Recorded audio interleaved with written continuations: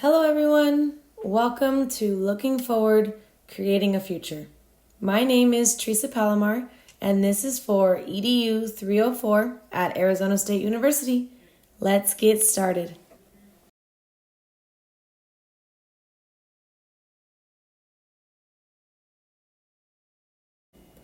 This class has been a roller coaster of a class. It's not a difficult class. It's just had its moments that I've had to find within myself to understand and have the ability to expand on issues I haven't really understood within myself. I really enjoyed taking this class because it helped me improve on my understanding of empathy and where I currently am at with it and what I need to improve on. The strengths that I possess that really have helped me succeed in this class have been open-mindedness, where I have the ability to go with the flow and try new things. Another strength I had going into this was inspiration. I am very easily inspired, and if I'm able to find an interest or connection within the lesson and my life, it makes me work harder to want to do better and be better. One final strength I have is sympathy, which I know is not the same as empathy, but I think understanding how sympathy works and how it differs from empathy has really helped me understand where I'm at with empathy and where I need to improve. According to D. Souza, we all tend to recognize patterns, which means we go with what we are used to. When we have gone through something familiar, we tend to pick up what's familiar. And when we become stressed, we might not have time to pick up the familiar that we're used to thinking under stress, which can cause harmful effects because of the conditioning created. I think that my strengths with having an open mind will help me succeed in this track because I'm quick to think under stressful situations and calm and clear situations.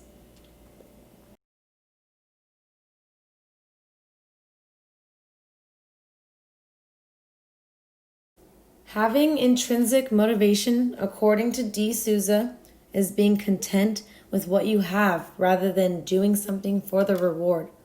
My motivation comes from within. Teaching isn't a job where I'm going to make a six-figure income. I will only benefit from knowing that I've helped someone's future. Something that motivates me is that I've always wanted to be someone who's made a difference in the world. I have jumped around from a police officer to a firefighter, joining the military, or somewhere in the medical field. I have always wanted to help create an impact or a difference. I broke my femur at a young age, so that did take away a lot of physically demanding opportunities because I couldn't run. One day, I was thinking about how I love to teach and help others understand things, and becoming a teacher passed my mind for the first time. And the idea of taking a young learner and being a part of their future by creating a path for them to find their own future really got me excited and happy. I want to help kids understand the more important questions of life alongside learning math, English, science. I want them to wonder. I want them to question things, to find the answers. I want my learners to understand how to help each other and understand that their own personal ideas of one thing isn't the only way.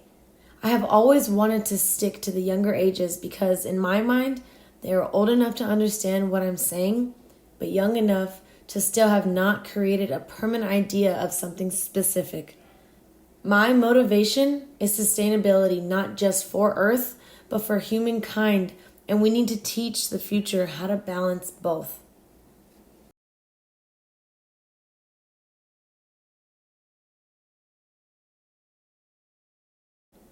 The leadership skills I plan on taking with me are communication. For my future classroom, I plan on having my learners understand the need for communication. The next skill is problem solving. Problem solving is very important to understand so that each learner can get through any obstacles that fall in front of them. The next skill is within motivation. I want my students to be able to stay motivated and motivate others. One other skill is collaboration. Each year, my learners will fall into groups each week and find out how collaboration works. I will also have creativity. My future learners will be wanting to explain things from monsters landing on the moon to dogs that swim. I want my learners to feel comfortable enough to balance education and creativity. And finally, I will bring along empathy, putting my learners through exercises where they will be able to find what empathy means and why it is a very important part of not only education, but being a part of society. In D. Souza's book, The Explanation of Creating Optimism versus Pessimism, is understood that as we invoke our capabilities to tackle challenges and deal with failure, optimists choose to rise above these experiences by looking through the constructive lens, which inspires learning and growth. Learning how to be an optimist can really help you live a stronger, more positive life.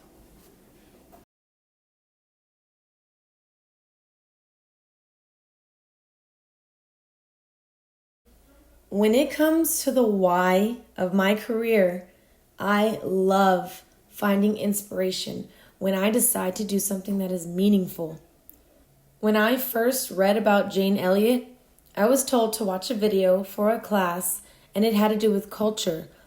And Jane Elliott wanted to teach her kids what discrimination felt like in the most honest and appropriate way she could. The short exercise, Blue Eyes, Brown Eyes. That film is a huge reason why I decided to become an educator, because the future needs more women that are willing to show their learners through demonstration rather than just talking about it. A second inspiration of mine is Mary Cowhay. I have mentioned her in this class, but only for a brief moment. Mary Cowhay takes education to another level. Miss Cowhay has such great empathy for her learners and those around her that she has the ability to take a step back and find a way to make sure that everyone in the class understands each other's perspectives and ideas. She gives time for the most important moments in a child's life and makes them feel wanted and heard. My final inspiration is a personally known person for me, my 6th grade teacher, Stephanie Butcher. Mrs. B, as we called her, was a beautifully, intelligently, kind, well-rounded human being. She taught me many things and not only told her class, but actually taught us and showed us the why, the how, and the when. Mrs. Butcher understood the art of teaching and was always willing to take a little more time to make sure that we understood. These 3 women have really helped mold the kind of educator I wish to be.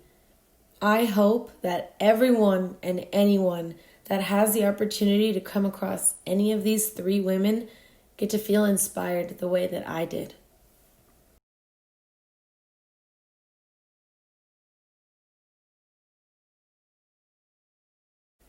I plan on implementing empathy and advocacy skills in my future classroom with exercises for advocacy where my students understand that it's okay to speak what you think or feel and to understand that your opinion will be heard.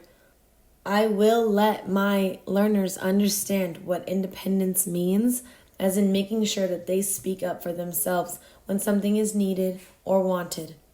According to the Inclusion Lab, empathy is one of the most critical social skills young learners can develop. Not only is empathy a primary ingredient of a bully-free school and harmonious, inclusive classrooms, it is also a skill students will use for the rest of their lives as they grow into caring, compassionate adults and good citizens of the world. Our classroom will have a weekly group meeting where we plan and communicate that week's exercise to see what we expect, and we will be comparing to what we thought would happen to what actually happened.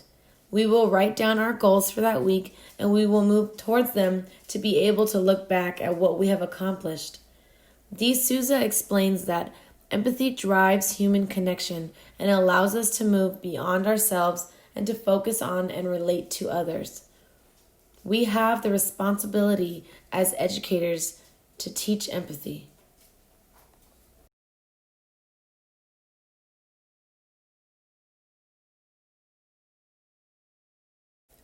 According to D'Souza, pursuing a noble goal is not just about setting a long-term goal, wish, or hope.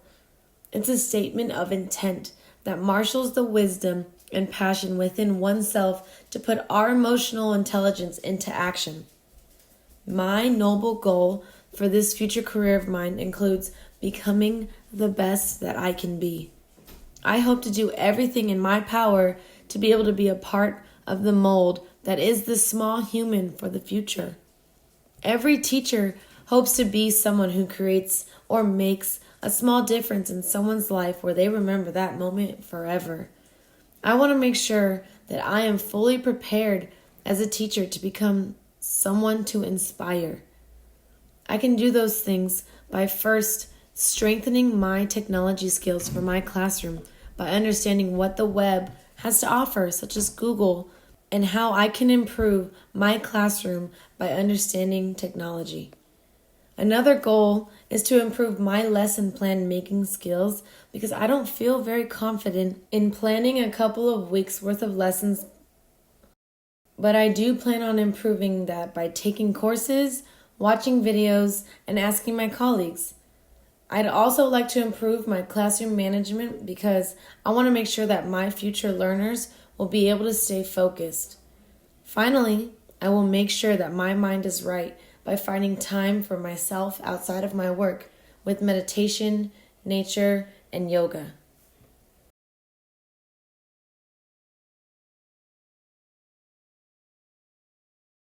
Thank you so much